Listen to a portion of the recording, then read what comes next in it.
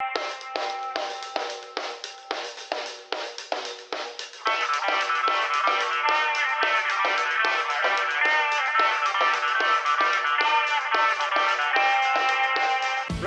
welcome back to another episode of Red Tinted Glasses' initial full-time reaction. Well, I'd say initial, we waited 2 hours in the hope that the man in charge had gone, but alas, no.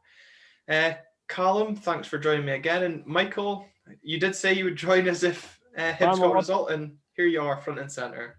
Man of my word. Calum, we'll start with you then. Thoughts on today? It was just same old.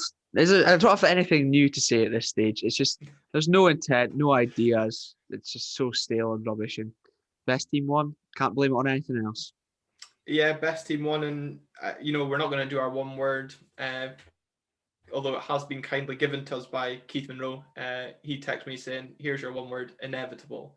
And once we went 1-0 down, it did have that kind of sense of inevitability. Michael, do you have a one word maybe from a Hibs point of view? Pleasing. Yeah. I suppose in terms of Hibs' display, I'd have maybe gone dominant, especially in the first half. Yeah. Well, you can only pick one.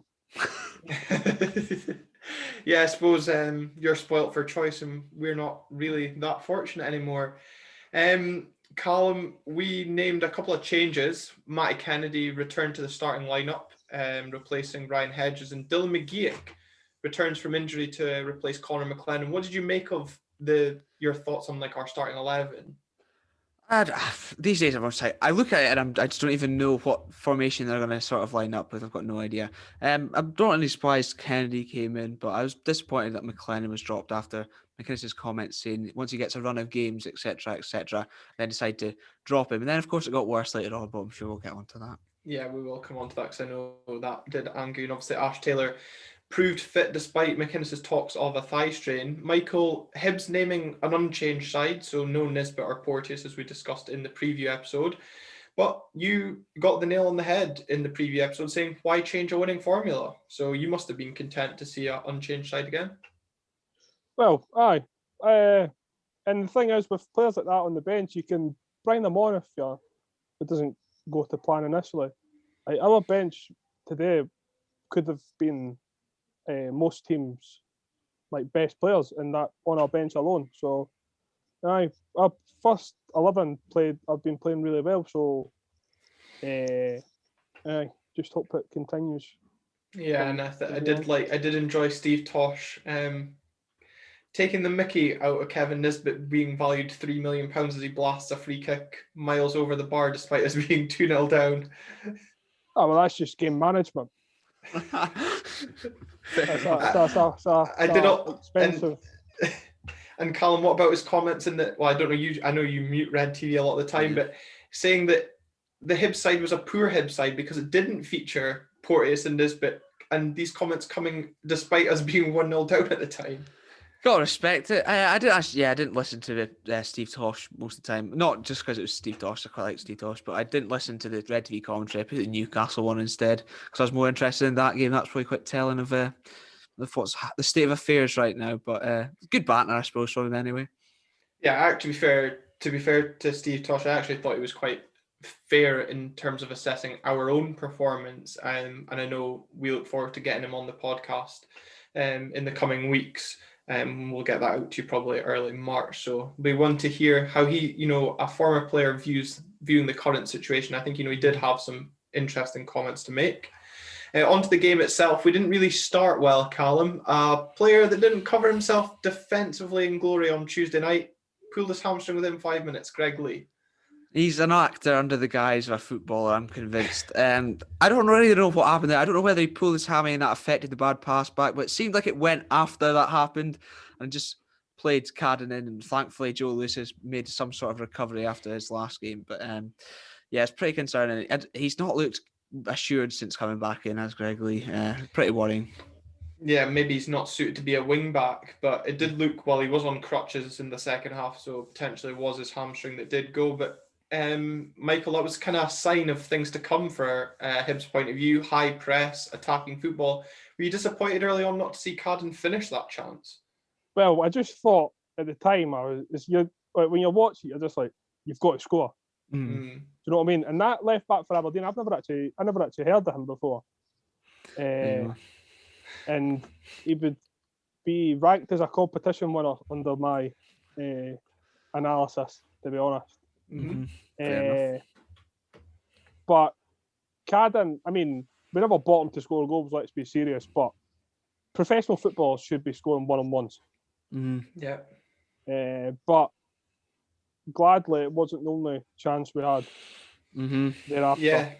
Yeah, the first half was full of one-on-ones from a Hibs perspective. Not that many of them were taken, first half especially.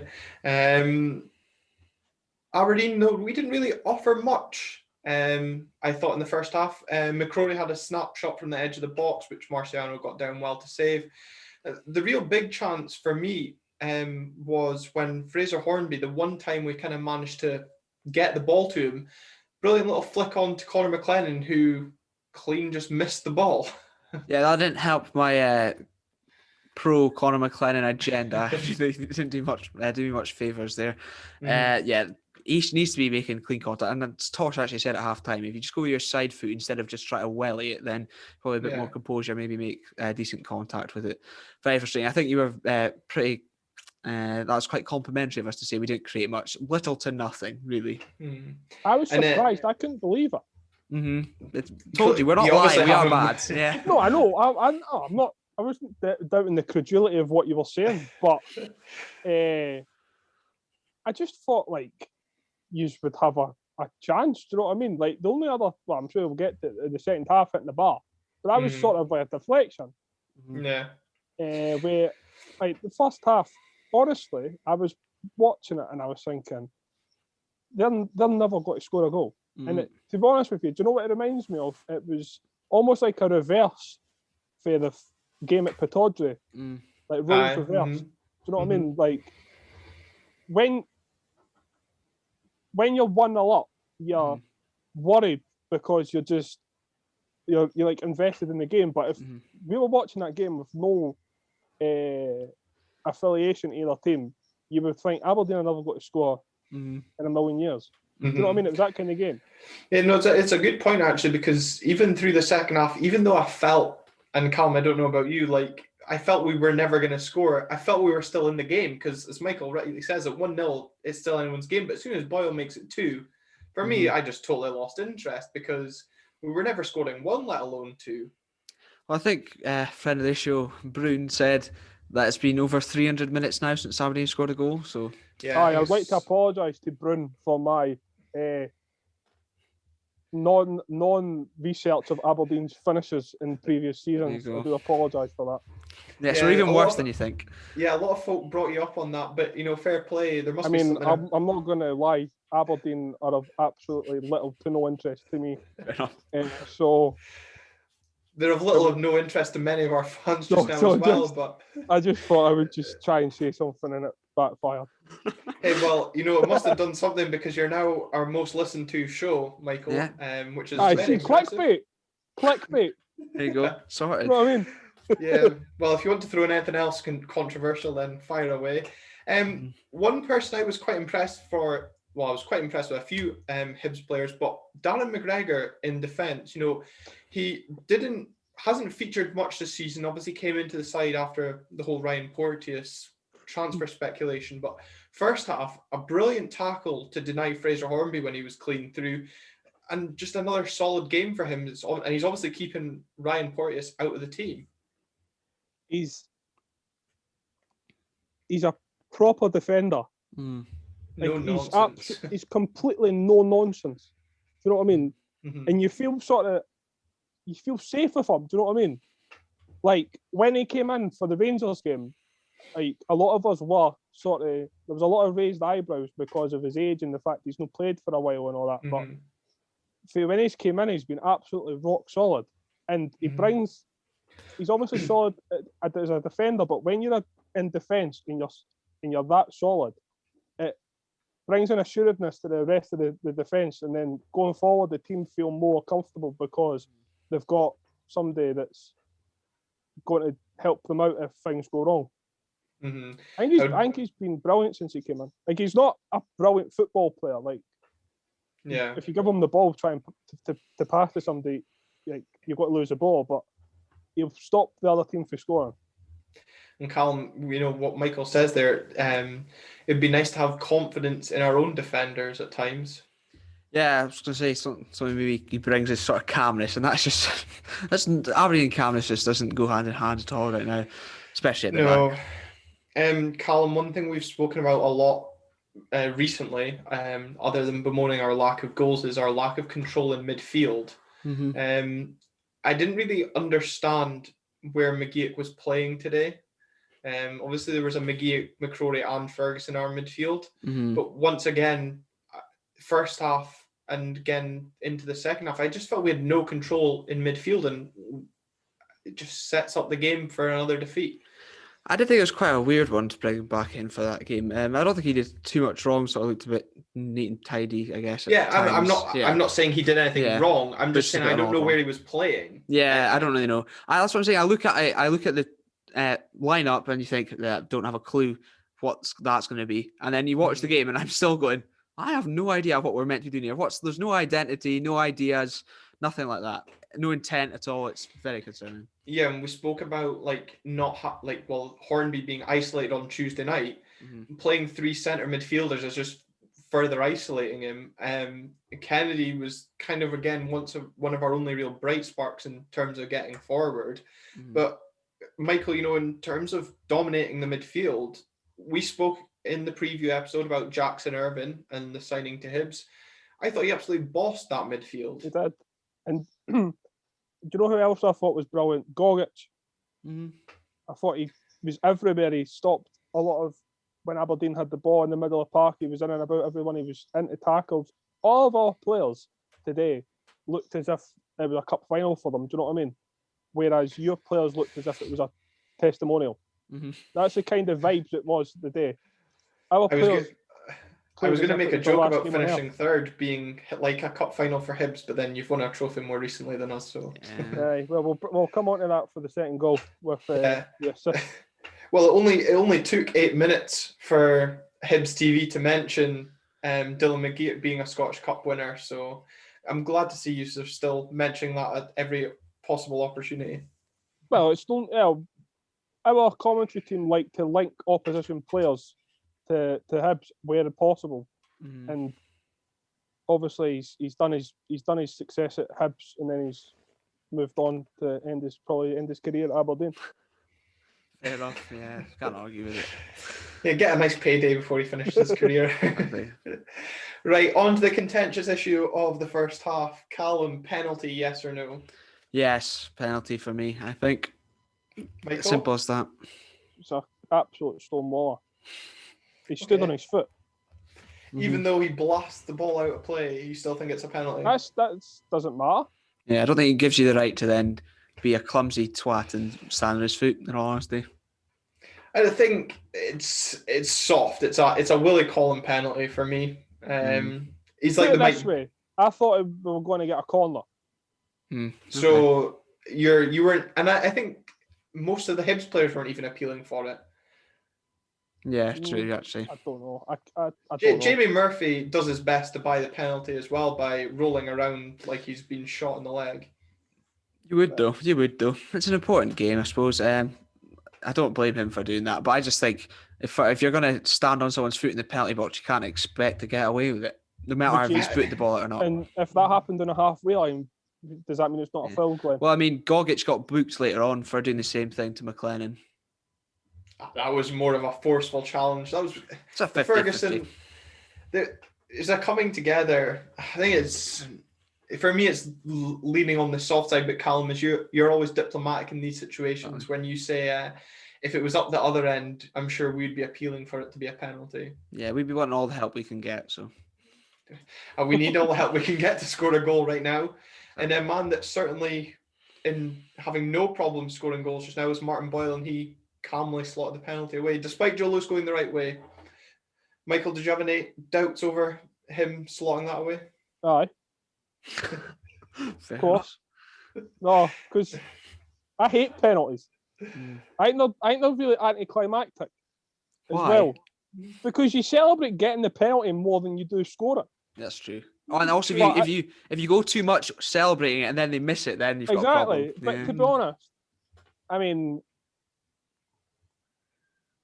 when I watch it in the house, my celebrations are somewhat different to what they would be in the terrace. True. But I celebrated the penalty, getting the penalty. It's a relief thing. Yeah, I suppose. When you score. Yeah. I wonder what that release feels like, Callum. I mean, I'm still happy, of course. I mean, yeah. Yeah. We criticised Joe Lewis in midweek, Callum, but it's fair to say more than made up for that today, because without him in goals, that could have been an absolute cricket score. Yeah, I'm not having a good history. And that's just in the first half. Yeah, I'm not having a good history of tweeting things and then like the opposite happening or it just going badly. So I tweeted saying, "Oh, we're actually going to play a goalkeeper this time," and then he comes up with a huge performance. But it's just a shame the other 10 lunatics in front of him are absolutely hopeless. Do you know what you are? What? Do you know that Twitter page, the images that precede unfortunate events? It's just me. You are that. That's you. Yeah, that's true. You are the embodiment of that page. 100%. Going in at halftime 1-0 up, Michael, obviously you'd have been happy as a Hibs fan. Was there a slight tinge of disappointment not to have had the game out of sight by halftime? Well, when you have as much of the ball, when some gilt-edged opportunities like that as we did in the first half, and you only score one goal, you obviously got to feel as if it's like a wasted opportunity. Mm-hmm. And you know how quickly things can change as well.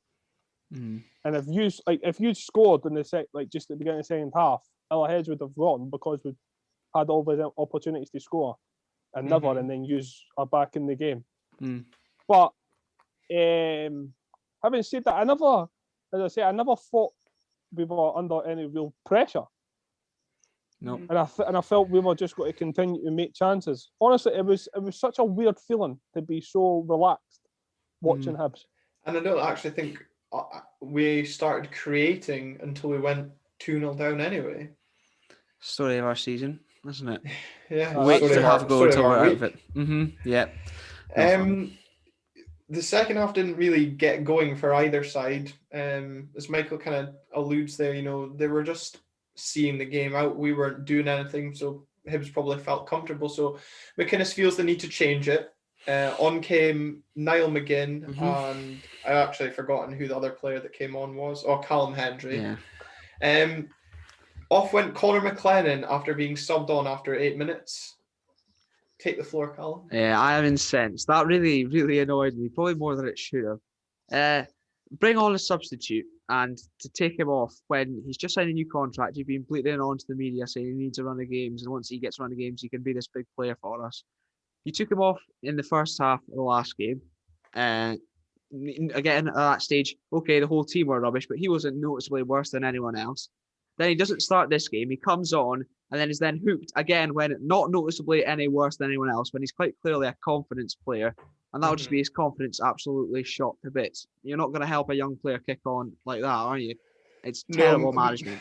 My biggest concern about that substitution, again, I totally agree on the confidence side, and Keith, he was the exact same as you. Funny, it was almost like you two were in sync because the messages came through at the exact same time about that's his confidence shot to bits. But he's obviously still carrying that foot injury.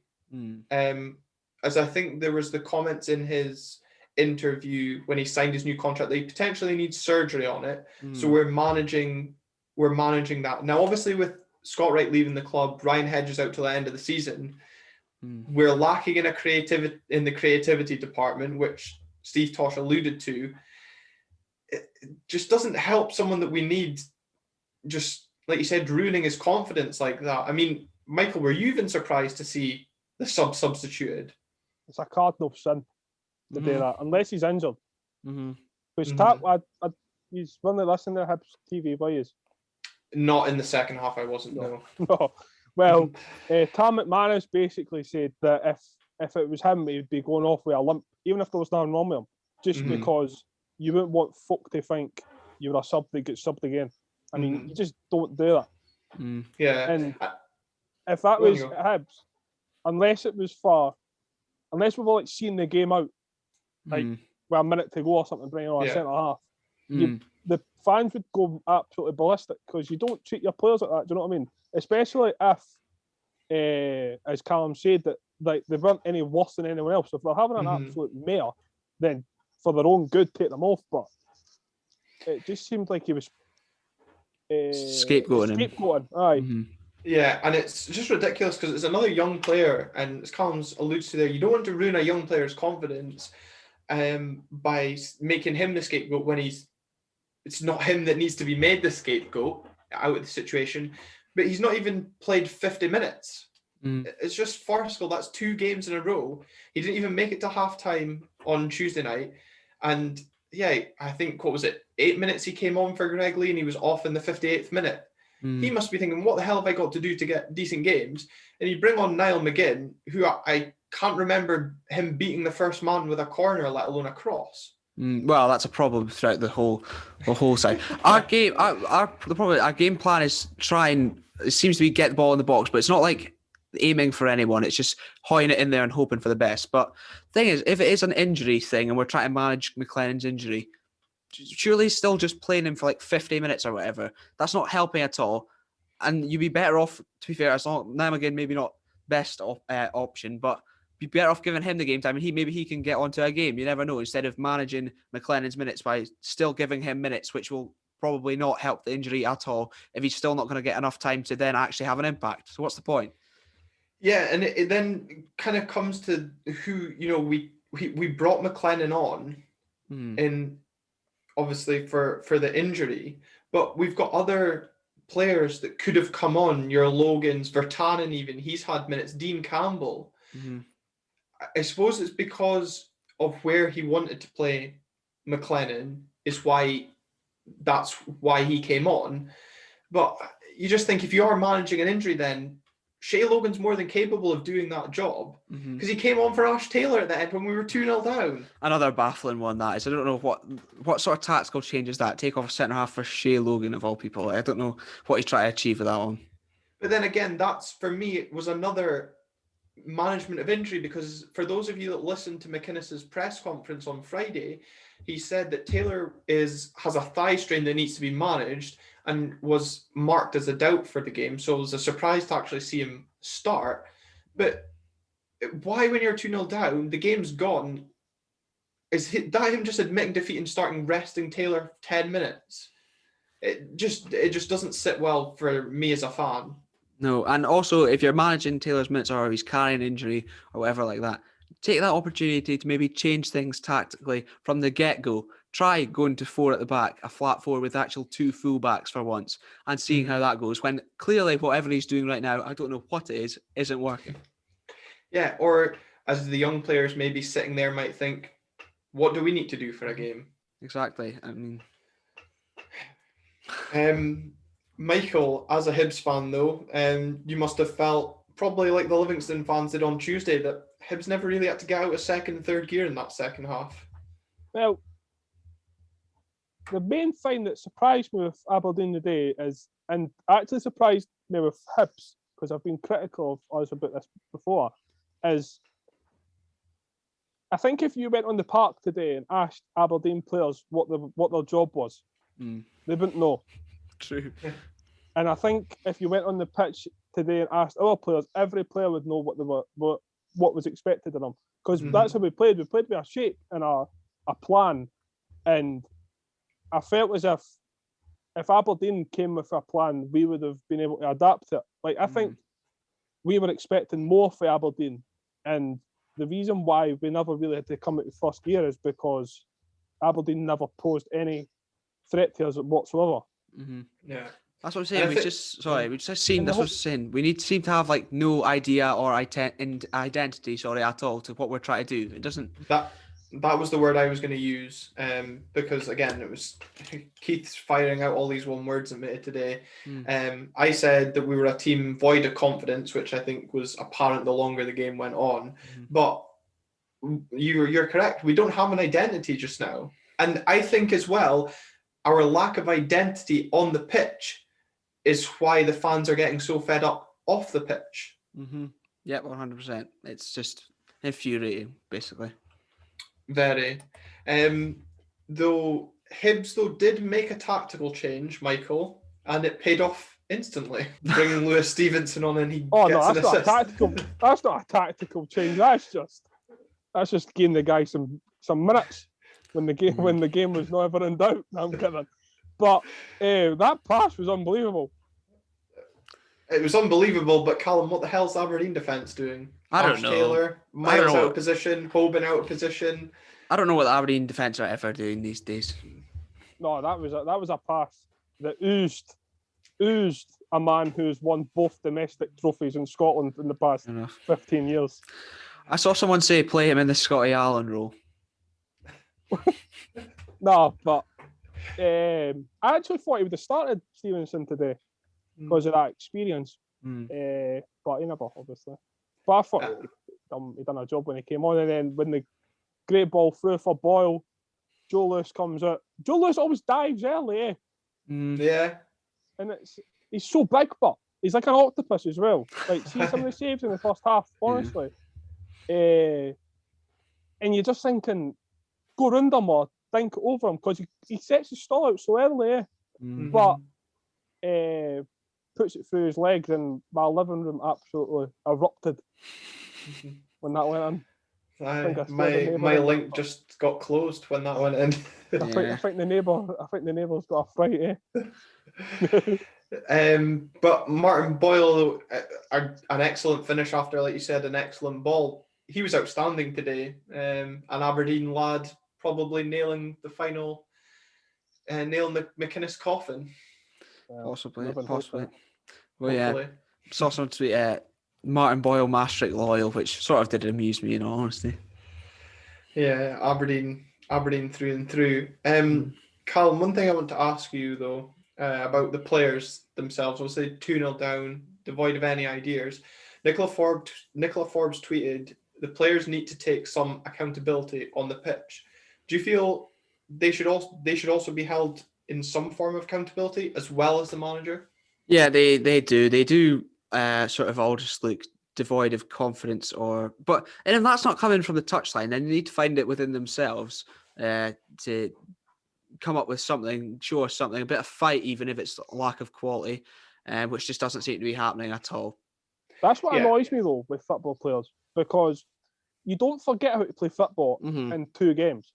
Do you know what I mean? And if it's not going right on the park, and you know it's not going right, you've got to have a little bit in you to realise, this isn't going, and sort of like whatever the manager's telling you today, just sort of freestyle a wee bit. Do you know what I mean? And improvise.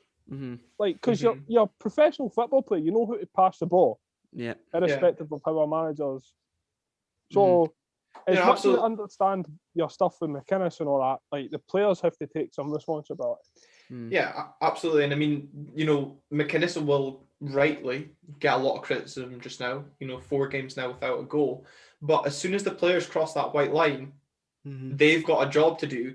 And too often, I feel as soon as a goal goes in, the head goes down. And today, it's almost just like downing tools until we went 2-0 down. And then it was like, right, we've got to play for the manager. But why are we going 2-0 down to start playing for the manager, or start playing with a bit of pride about themselves? Surely, as Michael says, you don't just stop becoming a footballer overnight. Surely these players have a bit of pride about themselves. We all heard Lewis Ferguson's comments on Tuesday night about us simply being miles off it. We were very close to that level of performance again today, Calum, no? Yeah, I agree. And as well as sort of, you've got to take some responsibility on yourself, maybe try a few more things, find some confidence within yourself. If you're not doing that, and even you're trying things and they're not coming off, then show a bit of fight, work a little bit harder, and you never know, something might happen. Most time games are won by who wants it more. Stick the boot in, all that kind of thing. But also, never mind on the pitch actions. They're not helping themselves off the pitch lately with this Scott Wright nonsense either. So it's all a good laugh at Aberdeen Football Club. Yeah, and I definitely think though you need to have that pride. And you said who wants it more. It was so evident Hibs wanted that more today. And deserved winners on the pitch, and we now find ourselves 5 points behind Hibs in the race for third place. And just thankful Livingston dropped points. Michael, do you feel in the race for third that's pretty much Hibs home and hosed, or is there still a long way to go in your mind? I know you don't like giving too much confidence with Hibs. Well, there's you can look at it a couple of ways. There's 10 games to go, right? And is that all? Thank yeah. God. I don't know how many it is till the split. 5? Oh, Christ, I forgot about that. 10 games to the split. Am I going mental? I don't have a clue. To be honest, Michael, how our season's going, right. I'd just take it if there was 10 games to go, full stop. Yeah, right. Same. Well, right. I'll put it like this: from the fixtures remaining that are officially out there, right? I think we've got on paper they're very generous, right? But what you need to factor in as well is even though the teams we're playing are further down in the table, you need to factor in a lot of these teams are going to be playing to survive. True. So they're going to be playing well above themselves. So they're probably even harder games in teams that are sort of know where they're going to finish and just sort of playing out a season kind of thing. No, so, interesting. Good point. Even though you would prefer to play these teams on paper, there'll still be difficult games. And all Hibs, Aberdeen, and can we include Livingston here? Yeah. After they've been brought back down to earth a wee bit today. We'll put Livingston in as well. Right. All 3 teams are going to drop points from now till the split or whenever. We're just dropping points every week. Yeah, 5 points. 5 points isn't that much. And I suppose we also do have a game in hand, so who does? Yeah. We do, yeah. At Celtic Park. Yeah. So just discount that. I've checked. Hibs have got 5 games left before the split, and we've got 6. So there's 5 post games. Yeah. What? Thank God, there's only 10 games left of this season. I know. Well, 10 games left until a new manager, folks. No, it's because there's like 3 games a week, so you're sort of like. We've got no idea what's going on. How many games have we got left, kind of thing? Yeah. To be honest, Michael, the sooner the better this is finished, because we're just flatlined. And who knows if they'll pick up the Scottish Cup and whatever as well. So it's all over the shop right now. Yeah. Interesting point Michael raises there, Callum, about playing teams that will be fighting for their lives between now and the split. We've got that coming up next against St Mirren. Then a trip to Celtic Park and a home game and against another team fighting for their lives, Kilmarnock. We haven't scored in four league games. We're on a terrible run of form. Only 1 win this calendar year. Do you see any signs that we can stop the rot and catch Hibs in third? Or for you as third, is that result today wrapped third up for Hibs? Not wrapped up, but I don't have any confidence. St Mirren are sort of making a late surge for the top 6 as well, currently sitting 6th. Kelly might have a new manager by then, and then if Celtic could hand pick 2 games, maybe against us. Like, basically, Hibs used to be what we are to Celtic. If you could hand pick games, that's who you'd pick. But we don't even have that anymore. But Celtic have still got us to play twice. So I've gotten 0 confidence for any points in the next 4 games, in all honesty. And that's where we're at now. Consider I said not long ago, we'll maybe get 8. 8 would be okay. Nah, it's not happening. The disrespect. Well, it's true. To saying that Hibs are a hand-picked team.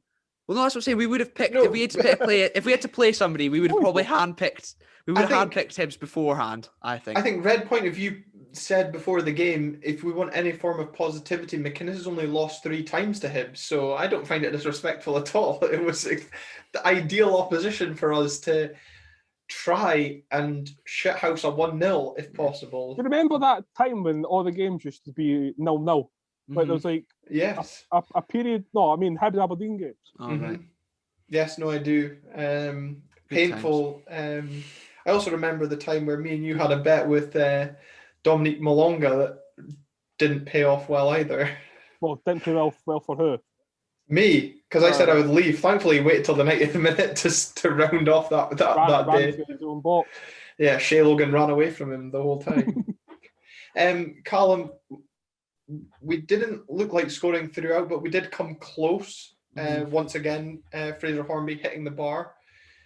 Can we take anything from Fraser Hornby today? Nice couple of touches, hit the bar, or is once again, do we have to look at our tactics, not our strike force, as to why we're not scoring? I think tactics more than our strike force, because the isolation that he's in right now isn't very encouraging. I mean, yeah, you say he did a few nice touches here and there, but they're just too few and far between. Not nearly enough support up alongside him. If we can maybe get that, then he might get going. But right now, he just seems to be all by himself up there. It's not great.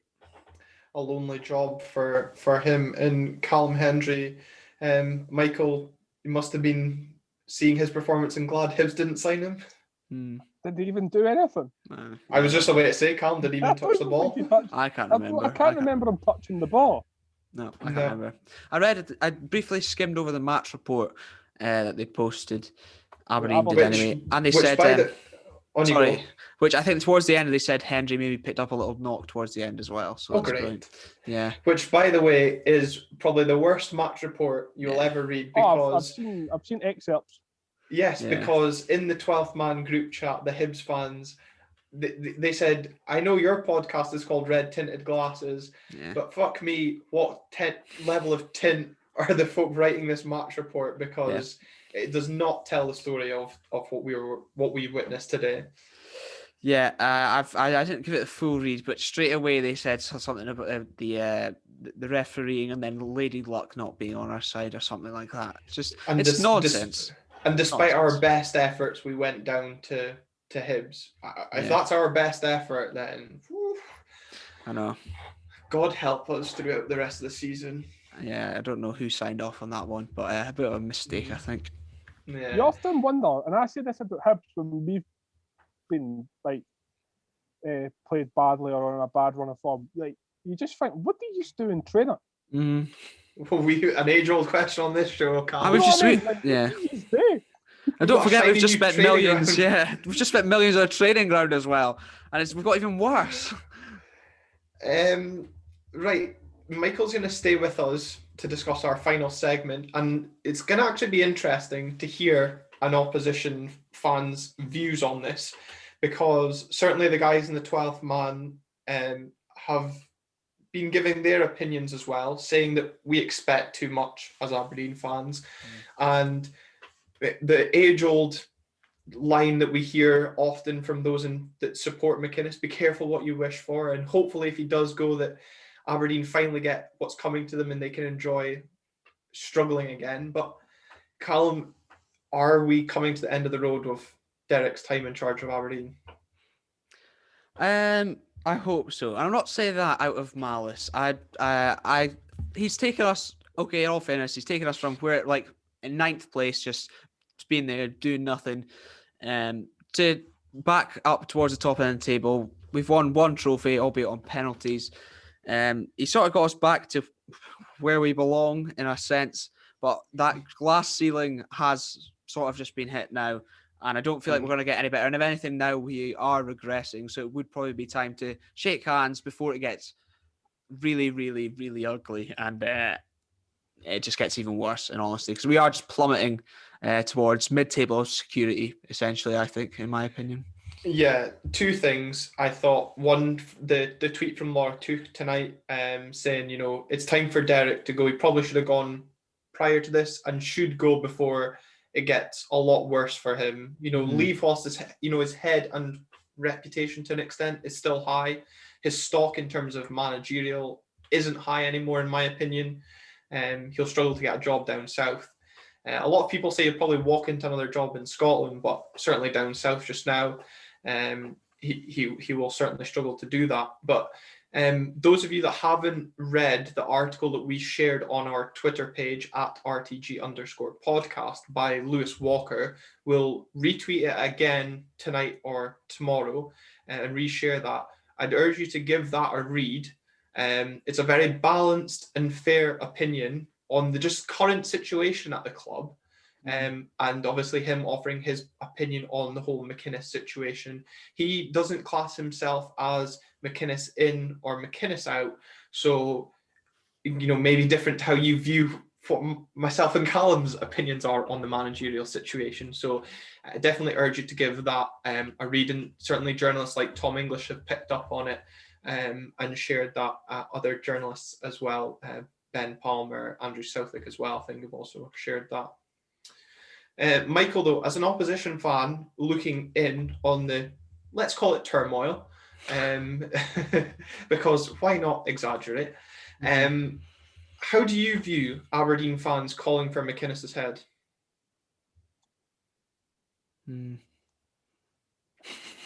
Silence is deafening, like Dave Cormack just now.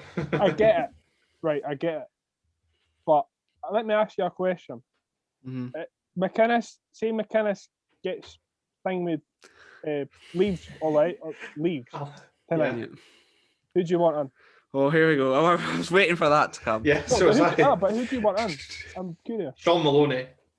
Sean Maloney? Oh, that's an interesting one. That's a bit left of field. So Sean Maloney's going to leave Belgium international team to come Aberdeen. Come home. Come home. He went to St. Joseph's Primary School. He's from Malaysia. He was born there, but he can't live up in Aberdeen. That's superb knowledge, by the way. Yeah. We released Sean Maloney because he was too small. It's a good laugh. Yeah. Right, he would give up working with Kevin De Bruyne to work with Ryan Hedges. Oh, I think so. I don't know in terms of I think the Cowley brothers would be a statement of intent. I think it's probably slightly unrealistic, but at the same time, if you go to them saying, "Give you this back in, we've possibly got this new stadium lark going on, we've got this new training facilities, a one club city that you've got that going to your advantage as well, and a chance to take us even a bit further." As from McInnes, I think if you propose that to any manager, then they could possibly be interested. But also, it's not going to be a job that's with a lack of applicants. And then there's. I'd also like whoever comes in to create a siege mentality and us versus them. It's just all too nice just now. But when that happens, though, you leave yourself open to the fact that you could get something that you don't like. Yeah, but we don't like who's in charge now, so why stick to what you know? No, I understand that, but if you're going to get rid of him, then surely you want somebody that's going to be a guaranteed improvement or a different ideology or whatever. But you look at the likes of Stephen Robinson. You don't know if they're going to bring in somebody completely different. So it's not you that's deciding. Yeah, exactly. No, but ultimately, we also don't have the chairman that appointed the likes of Mark McGee, Steve Patterson in charge of our club anymore. We've got a chairman that talks the talk. Well, talks the talk. I would say talks the talk. Yeah. I'm waiting to see if he's prepared to walk the walk. Yeah, essentially. But the thing is, one of the main argument is, I don't remember the McGee days, but I don't think the pinnacle of management is Mark McGee nor Derek McInnes. There's definitely better people out. You tell me there's not people out there who couldn't get a better results out of these players than one win in 2021.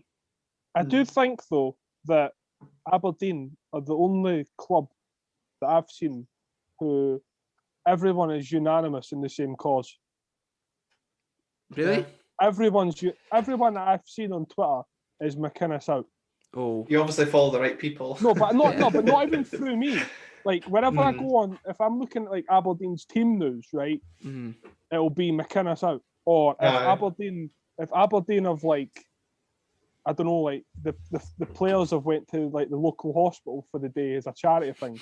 All the comments are McInnes out. You know what I mean? The problem is they don't do that, but and I just think that when that happens, fighting a losing battle.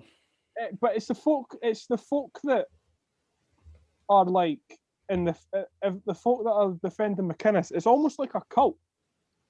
Do you know what I mean? That's an outsider saying that. Me and Karl Marx. I don't mean in terms. I mean in terms of it's the same with all clubs, with all managers that are when managers obviously have to go, and you get the ones that say, "Oh, if you don't support him, you don't support the team," and all that. Yeah. all that sort of stuff. They're like a cult, and it's like I don't ever see these people at games either. Do you know what I mean? It's always like the fans, or they don't go home and away. Fans forum mob. Yeah. And it's funny, I was having a discussion with somebody about McInnes this week, and they said, some of the overreaction on Twitter, Calum, the poll that was ran saying, do you hope that we lose so it gets McInnes sacked? I mean, I never hope that we lose a game. Michael found that tremendously amusing when I told him about that. But it's almost like Man United fans now that just expect the world since Fergie left. There's a generation almost of fans that have grown up with McInnes and have this like level of expectation at the club. I was going to say I was lucky enough, but many listening will not class that as the right word. I grew up in the times of Scovedal, Patterson, like Calderwood. So, I've seen some pretty terrible standards of football, and it's fair to say, McInnes has, like you said there, Calum, brought us back up to kind of where we expect to be. But sometimes I think from a generation of fans, there is a bit of an over-the-top reaction. But you agree? Yeah, I'd say possibly, but it's also, I don't have a problem with wanting better than what is currently going on. Yeah, I agree with that as well. And I think we've set that standard, and now that you've said there, we're regressing. It's exactly. And I've totally used that expression the exact same as you. We've hit a glass ceiling. Cup competitions primarily are the main example. We just can't get over the line in them. And I think, McInnes has only won one trophy in his time, but we really should have won more. The season we won the League Cup, we should have won the Scottish Cup as well. And we're not lost to St Johnstone. Obviously, 2017 was a tough one to take in the circumstances, but Scottish Cup last season, played this season, one probably we will be left to feel we should have done better. But Michael, as an opposition fan, do you think the Aberdeen support have unrealistic expectations for their team, or is that just being a football fan? I don't think you should ever be vilified to expect or want your club to be successful, right? Especially in Scottish football, because outside of Celtic and Rangers, right, there's only really 3-4 clubs maybe that should be winning a trophy every now and then, right? Because obviously Celtic and Rangers are expected to win the vast majority of domestic trophies because they've got the biggest budgets and all that sort of stuff. So outside of them, you've got Hibs, Aberdeen, Hearts, probably. I wasn't sure if you were going to mention them. Nah, well, yeah, I don't like it, but the they've been in more cup finals recently than us, anyway. Yeah, they are a club that have went to a lot of finals in the last 20 years, right? And then that's it. Really. True. I mean, Inverness have been to more finals than a lot of teams in Scotland. Inverness won a Scottish Cup in 2015. Yeah. Against Falkirk. Inverness v Falkirk in a National Cup final. I mean, no disrespect. I mean, I'm sure they're not listening anyway, so absolute disrespect for them. They should not be in a cup final. No. Well, if you look at it, I think if Inverness been formed since the last time we won a Scottish Cup, like officially as CALUM'S, I think. Were they not 1992? And we last one? I don't know. I could be off with that. I'll let you be the stat. Yeah, I could be off with that. But St Johnstone could win a trophy. They've won Scottish Cup recently, and if they win the Betfred Cup, then they'll have won more trophies than us in the last 25 years. Or same with Livingston. Exactly. Livingston won it in 2004 against us. Exactly. There we go. The cheated squad. And not only that, well, they have won more trophies in the last 25 years than us. So is it really unrealistic to want to maybe win more trophies than St Johnstone or Livingston? But also the fact is, the fact is, okay, you might say give McInnes time, whatever, etc., etc. He's had time. Right now, there's no identity about the player or anything. There's no evidence on show right now that things are going to get any better. It's not like, oh, we've been unlucky with that defeat, unlucky with that defeat. We've been absolutely horrendous. We have been terrible to watch for a long time now, and it's not going to get any better. Well, I think if you're going to get rid of him, there has to be somebody in the pipeline to come in, like a transition sort of thing. Personally, I think, you know, if he's going to get another week in the job, which, you know, remains to be seen. It'll be more than that. Yeah, I think if he goes before the end of the season, we'll give it to Sheeran and Robson till the end of the season. And we'll buy ourselves 10 games to find the right fit. But I do agree there's going to be a squad overhaul in the summer. And it's a transition period. Absolutely, and it'll be about how we bounce back from that. There's certainly lots of clubs. Question, Glenn? I can't remember either. Do you think we have an unrealistic expectation as Aberdeen fans? Well, I'll ask you. Do you expect to win the league? I expect a challenge for the league. And by a challenge, what do you mean? I'd like us still to be kind of like, based on this season, we should kind of still hopefully be competing at this stage of the season. Definitely with Celtic anyway. Maybe not Rangers at this stage given the way they've been going, but definitely with Celtic. And in cup competitions too, needs to be better. I totally get that. And it's sort of like Newcastle.